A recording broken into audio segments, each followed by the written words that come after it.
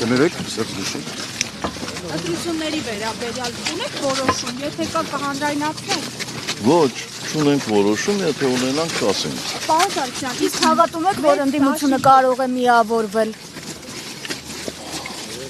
Ես ունեմ, միասնական ճակատով հանդես։ ես ցանկություն ունեմ, բայց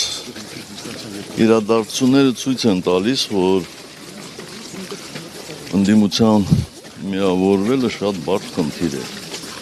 Եվ խոսքը չի գնում մի ցուցակով գնալու մասին, կարծում եմ դուք էլ եք այդպես կարծում, չէ՞, դա նկատի չունեք։ Բայց տեսնենք, ամենայն դեպս Որպես թիրախ միայն Նիկոլ Փաշինյանին ընտրելու հարցում։ ճիշտ է, մենք այդպես ենք վարվում եւ շարունակելու ենք այդպես Պարոն վարվել։ Սարգսյան, իսկ մեծ դաշինքով գնալ ընտրությունների այս հարցը։ Մեծ դաշինքով ընտրությունների գնալու տարբերակ քննարկվել է։ Մի րոպե։ Թույլտվությամբ ես տևական ժամանակ ժողովուրդ օրաթերթից եմ ներկայանամ Քնարի անունս։ Ես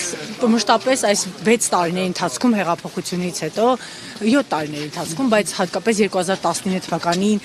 ձեր իշխանության օրոք կարևոր պաշտոններ զբաղեցած անձանց մասով, կոնկրետ Պահոն Կուտուրյանի եւ Հայկ Հարությունյանի ինքնասպանությունների դեպքով մշտապես մասնագիտական առումով հետևողական եմ լինելու, բայց կարևոր հարցի պատասխանը երբեք չեմ ստացել։ Ինչու՞։ Ինձ հետաքրքիր է, պարոն նախագահ, դուք ունեք այդ հարցի պատասխանը։ Ինչու պետք է Գյորգի Կուտուրյանը կամ Հայկ Հարությունյանը ինքնասպան լինեին։ Չգիտեմ։ Թափաճառ կարս ձեզ դրա համար։